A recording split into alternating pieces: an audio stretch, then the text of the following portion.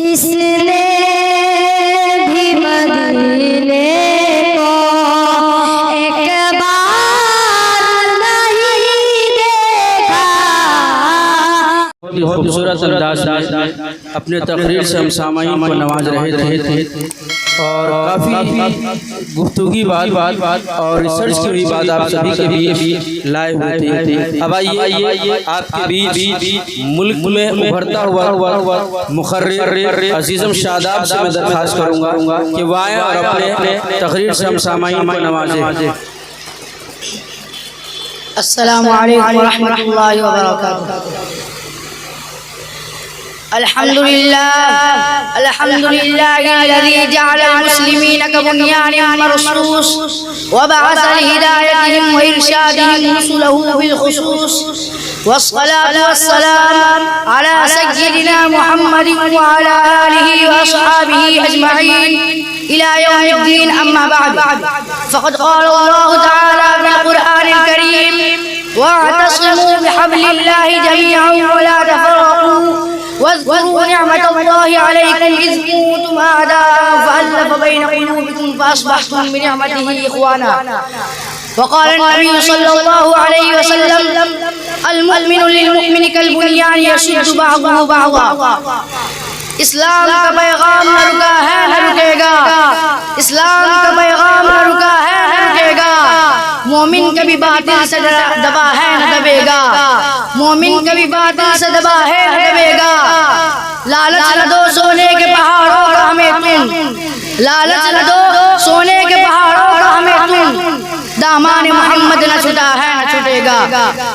عزیزان قوم و ملت، آج کے اس دور میں سیاسی لیڈروں، مفکروں، دانشوروں، ادیبوں، مقرروں، خطیبوں کی زبان پر قومی یکجہتی کا لفظ اکثر سنائی دیتا ہے. رسائل و اخبارات، جرائد و مجلات میں قومی یکجہتی کی گونج برابر سنائی دیتی ہے. تو کیوں نہ ہم بھی قومی یکجہتی پر اسلام کی روشنی میں بحث کریں اور دیکھیں کہ اس موضوع پر اسلام کیا کہتا ہے، اس ضمن میں اس کا کیا نظریہ ہے. برادران اسلام، قومی یکجہتی کا مطلب یہ ہے کہ مختلف قوموں اور نسلوں کے لوگوں کو ایک فکر و نظر پر جمع کر دیا جائے تاکہ ان کے اندر وحدت و اجتماعیت کی کیفیت پیدا ہو اور ٹکراؤ کی کیفیت نہ پیدا ہو. اختلافات نہ جنم لے، تنازعات نہ ابھرے، تشاجرات نہ ظاہر ہو. یعنی ہم قومی یکجہتی کو اتحاد الامم بھی کہہ سکتے ہیں. اور جب سیاسی نظریے کی بنیاد پر قومی یکجہتی کی باتیں ہوتی ہے تو عام طور پر سیاسی لیڈران اس کا یہ مطلب لیتے ہیں کہ مختلف خیالات اور نظریات کے افراد ایک طرز زندگی کو اختیار کر لے اور اپنی فکری و مذہبی خصوصیات کے باوجود ایک بن کر رہے. اس کے لیے یکساں سول کوڈ کا نام لیا جاتا ہے تو کبھی یکساں یونیفارم کی گفتگو ہوتی ہے. لیکن دیکھا جائے تو معلوم ہوگا کہ در حقیقت قومی یکجہتی کا فکری اعتراض اسلام کے نظریہ اتحاد میں جلوہ گر نظر آتا ہے. اسلام نے اقوام عالم کو ملک و وطن، قوم و نسل، رنگ و روح کے اختلاف کے باوجود جس فطری طریقوں پر متحد ہونے کی دعوت دی ہے وہ بانگ بن کسی دوسرے مذہب کی تعلیمات میں نظر نہیں آتا. اگر ہم قومی یکجہتی اور ہندو دھرم پر بحث کریں تو اندازہ ہوگا کہ اس دھرم کی اساس ہی فرقہ واریت اور طبقاتی نظام پر ہے. اس مذہب نے انسان کے درمیان امتیاز و تفریق قائم کر ان کو متحد ہونے سے روک دیا ہے. پھر یکجہتی کیوں پیدا ہو سکتی ہے؟ ہندو مت نے انسان کے 4 طبقے مقرر کیے ہیں. نمبر 1 پر امن، نمبر 2 چھتری، نمبر 3 ویش، نمبر 4 سولر. سب سے اعلیٰ نسل پر برہمن ہے جس کے ذمہ مذہبی امور کی انجام دہی ہے. چھتریوں کے ذمہ حکومت ہے. ویش کے سپرد کھیتی باڑی ہے اور سودے حقیر و ذلیل ہے. برہمن برہما کے سر سے پیدا ہوئے، چھتری سینے سے پیدا ہوئے، ویش پیٹ سے پیدا ہوئے اور سولر پاؤں سے پیدا ہوئے.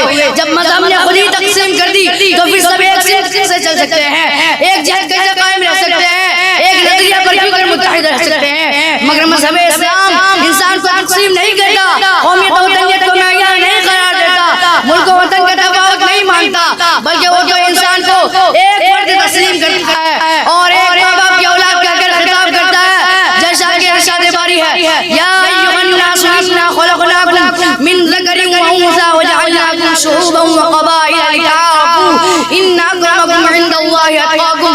کہ لوگوں ہم نے تم کو ایک مرد و زن سے پیدا کیا ہے اور تم کو خاندان و قبائل میں دوسرے کو پہچانو. بے شک تم میں سب سے معزز اللہ کے نزدیک وہ ہے جو سب سے متقی ہے. اور اسی حقیقت کو حدیث پاک میں یوں بیان کیا گیا ہے کلکم من آدم وآدم من تراب لا فضل لعربی على عجمی ولا لعجمی على عربی ولا لأبيض على أسود ولا لأسود على أبيض إلا بالتقوى.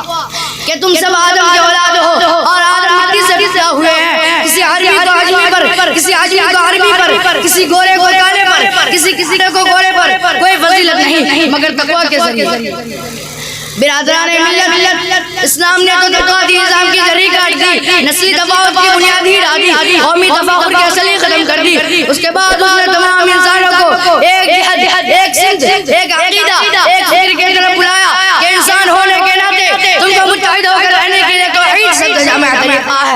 ایک خدا کی الوہیت تسلیم کر لو, ایک عقیدہ پر جم جاؤ, ایک مذہب کو مان لو, تمہارے اندر یکجہتی پیدا ہو جائے گی, تم متحد ہو جاؤ گے, تم بنیاد مرصوص بن جاؤ گے, جسد واحد بن جاؤ گے, تمام اختلافات ختم ہو جائیں گے, تمام جھگڑے مٹ جائیں گے. برادران ملت قومی یکجہتی سے متعلق جامع اصول اس کے سوا ممکن نہیں کہ دنیا کے تمام انسانوں کو بلا تفریق رنگ و نسل, بلا امتیاز زمان و مکان ایک سے عطا کر دی جائے, ایک مرکز پر جمع کر دیا جائے, ایک خیال پر جمع دیا جائے, ایک مقصد پر متحد کر دیا جائے, ایک محور پر لا کر کھڑا کر دیا جائے. وحدت و مساوات, اخوت و محبت, اتحاد و اتفاق ایسا ماحول بنا دیا جائے کہ ہر فرد دوسرے فرد کا ہم خیال بن جائے. افکار و نظریات, خیالات, رجحانات, تصورات و احساسات تک میں یکسانیت پیدا ہو جائے. مگر مذہب اسلام نے ایسا کر دکھایا, اس کے